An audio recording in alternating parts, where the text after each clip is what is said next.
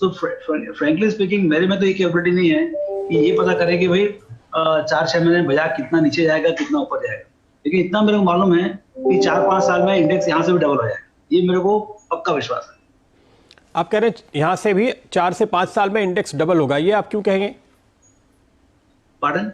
ये आप क्यों कह रहे हैं? आपका ये जो भविष्यवाणी है, जाहिर है कि ये आपके रिसर्च पे आधारित है, थोड़ा सा समझाइए हमारे दर्शकों को। भविष्यवाणी नहीं है, ये एक तजुर्बा है, एक्सपीरियंस है जो मैं देखा हूँ पीछे।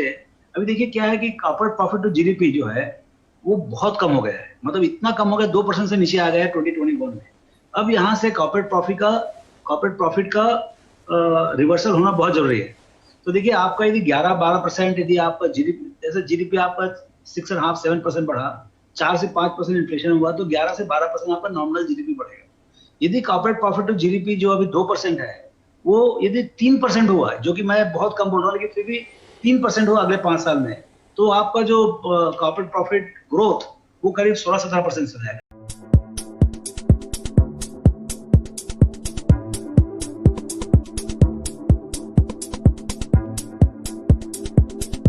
उतना तो बाजार बढ़ेगा ही बढ़ेगा। तो मैं क्या बोल रहा हूँ कि यदि आपको 15% जैसा यदि बाजार बढ़े, तो अगले 5 साल में मार्केट डबल होने के बहुत अच्छे चांस है। बाकी तो जैसे कोविड हुआ ऐसे कई खराब भी हो सकते हैं, और जबकि अभी भी खराब हुआ है, मैं तो ये बोलूं कुछ ना कुछ बहुत अच्छा होने वाला है आगे, क्योंकि खराब के बाद और खराब नहीं होता है, खराब के बाद कुछ ना कुछ बहुत अच्छा होता है। जी, तो ये आप साफ तौर पे देख रहे हैं अगले 4 से 5 साल में बाजार को डबल होते हुए। आखिरी सवाल मेरा होगा, ऐसे में कौन से वो सेक्टर है, वो कौन सी एक इंडिया स्टोरी है जिस पर आप सबसे ज्यादा भरोसा करते हैं इस समय? देखिए सेक्टर तो एक बात है, जो आपके जो अभी जो बड़े बड़े सेक्टर हैं वही होने वाले हैं। अब नए सेक्टर क्या जुड़ेंगे ये देखिए आपकी, क्योंकि क्या होता है कि लॉन्गर टर्म में जैसे अगले 5 साल में समझिए 2/3 70% money will be made by the current companies, मतलब जो अभी जो कंपनी सक्सेसफुल हैं वही पैसे कमाएंगे। यही बैंक्स, यही इंश्योरेंस कंपनीज और यही मतलब आपका ऑटो कंपनी। अब नए ऑटो कंपनी कहाँ से आएंगे? यदि ऑटोमोटिव में बूम होगा तो यही 4-5 कंपनी पैसे कमाने वाले। सो 70% 2/3 पोर्टफोलियो वही होने चाहिए। आगे आपको 1/3 जो है नए आइडियाज जरूर आएंगे, नए सेक्टर्स आएंगे। जैसे डिजिटल कंपनीज है, डिजिटल कंपनीज इंडिया में है ही नहीं अभी, मतलब 2-4 छोटे-छोटे लिस्टेड है, बट पोटेंशियल बहुत है क्योंकि यूनिकॉर्न्स बहुत हैं, काफी स्टार्टअप्स है और काफी डेवलपमेंट यहाँ पर हो रहा है। तो मुझे लगता है कि अगले 4-5 साल में आपको बहुत सारे नए कंपनीज, पर्टिकुलरली डिजिटल साइड में, और जो बहुत फास्ट ग्रोथ होती है डिजिटल कंपनीज का एक। दोस्तों, अगर आप बाजार में ट्रेडिंग या निवेश करते हैं और अभी भी ब्रोकरेज के नाम पर अपने हजारों लाखों रुपए बर्बाद कर रहे हैं, तो अब बदलिए और देश के सबसे अच्छे और भरोसेमंद ब्रोकर एंजल ब्रोकिंग के साथ में जुड़िए, जहां पर आपका ब्रोकरेज कुछ भी नहीं लगता है। ब्रोकरेज लगता है तो सिर्फ इंट्राडे ट्रेड में, वह भी सिर्फ 20 रुपये। तो लिंक डिस्क्रिप्शन में है, वहां पर जाकर आप अपना अकाउंट ओपन करा सकते हैं एंजल ब्रोकिंग। तो खासियत क्या है कि एक बार वो सक्सेसफुल हो गए तो वो मतलब 50%, 100% एक साल में बढ़ते हैं। तो ये बड़ा अपॉर्चुनिटी अगले 4-5 साल में आपको दिखेगा। बहुत बहुत शुक्रिया रामदेव जी आपका हमारे साथ जुड़ने के लिए। एक बार फिर आपको बहुत बहुत धन्यवाद और बधाई। जब भी ऐसे हादसे होते हैं ना, तो मार्केट खराब रिएक्शन देती है, मगर धीरे धीरे उनको समझ आता है कि गवर्नमेंट के पास, सेंट्रल बैंक के पास बहुत सारे अस्त्र हैं जिससे वो इस प्रॉब्लम को काउंटर कर सके। और लर्निंग ये जो मिली है कि भले ही मार्च में मार्केट में इतनी गिरावट आई, बस 6-8-9 महीने में देखिए मार्केट लाइफ टाइम हाई में पहुंच गया। तो ये कॉन्फिडेंस दिलवाता है कि आगे भी ऐसी कोई हादसा होगी तो एक नर्वस रिएक्शन नहीं होगी इन्वेस्टर्स का।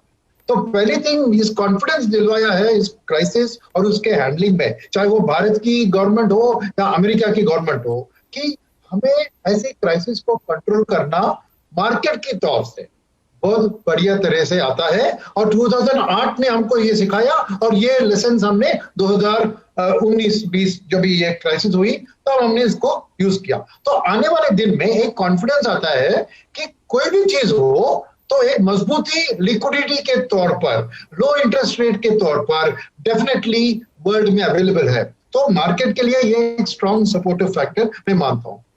सेकेंड चीज कि आप सोचिए कि ऐसे क्राइसिस में भारत और मजबूत सामने आ गया है।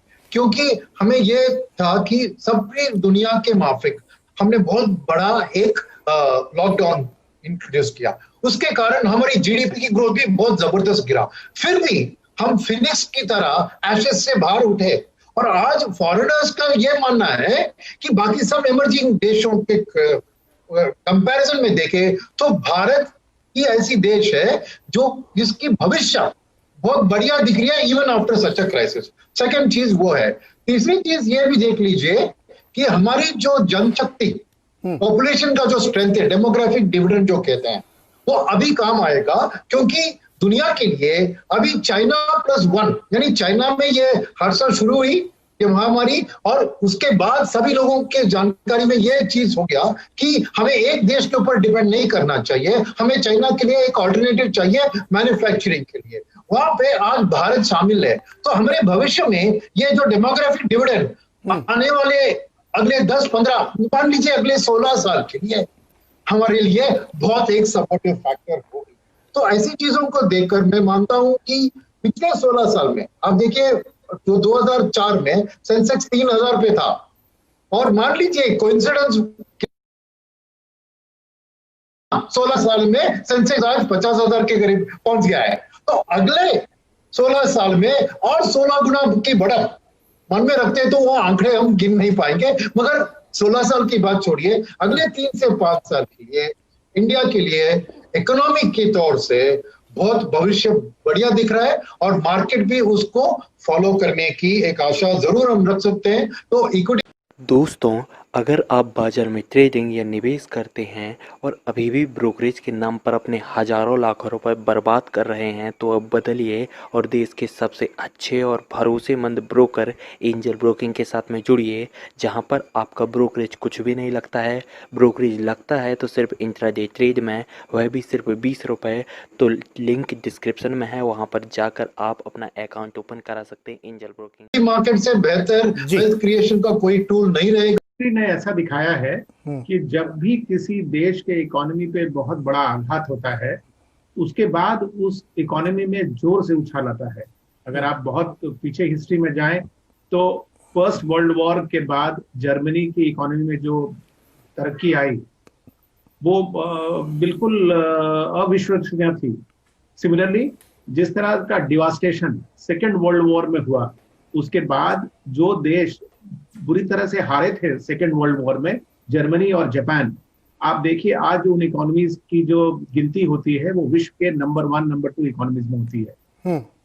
सिमिलरली ये कोविड का जो प्रकोप था, उसने ना सिर्फ किसी एक देश को, उसने पूरे विश्व में एक महायुद्ध की तरह उनकी इकोनॉमी को डिमोलिश किया। और हमारे केस में चूंकि हमारा लॉकडाउन बहुत लंबा और बहुत सीवियर था, हमारे इकोनॉमी में इसका आघात बहुत ज्यादा हुआ।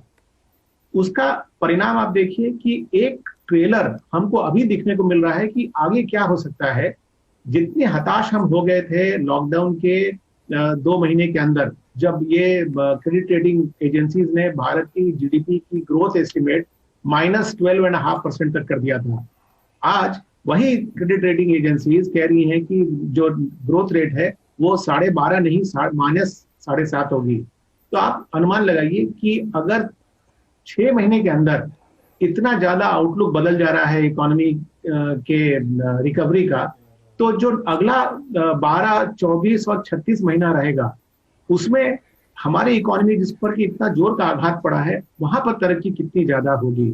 और जैसे सुनील जी भी कह रहे थे कि हमारी तो सबसे बड़ी विशेषता है हमारी डेमोग्राफी, यंग पॉपुलेशन, और जो कंजम्पशन के लिए बिल्कुल लालायित है, उसको अगर आप एक कैटलिस्ट दे दें अपने इकोनॉमिक कंडीशन को सुधारने का, तो ये बहुत बड़ा मल्टीप्लायर हो सकता है। लग रहा है कि ऐसे माहौल में जो 2 अहम क्षेत्र पिछले कई समय से बेहतरीन तरीके से बेहतर रुझान लेकर के आगे चले हैं, वो चलते रहेंगे, फार्मा और आईटी। उसके साथ साथ बैंकिंग, एनबीएफसीज, भारत निर्माण का काम जोर शोर से आगे बढ़ेगा। और मुझे उम्मीद है कि वित्त मंत्री जी बजट में इसका ऐलान करेंगे, जिसके आधार पर infrastructure company, cement, metal, auto sector को लेकर के अभी प्रोग्राम हो रहा था के इलेक्ट्रिक व्हीकल्स कैसे हम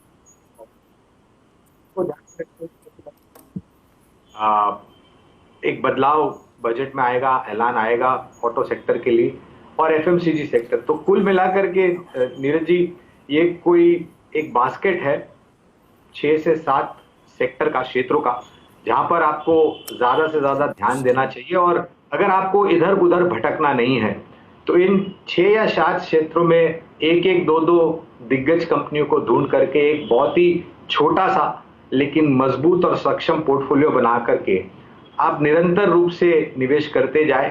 चाहे तो अगर आपके पास जोखिम झेलने की क्षमता कम है तो धीरे धीरे करके जब बाजार गिरता है तब बढ़ाते जाए, या फिर इनमें आप SIP कर सकते हैं, या आपके पास जोखिम झेलने की क्षमता ऊपर की तरफ है तो आप एक समय भी यहाँ पर निवेश कर सकते हैं। लेकिन एक बात स्पष्ट रूप से मुझे ध्यान में आती है कि अगर नतीजे बेहतर आए तो बाजार की पी की, कंपनीज की पी की और हमारे देश की प्रगति की जो एक विकास दर का आंकड़ा है वो धीरे धीरे करके निरंतर रूप से ऊपर चला जाता है।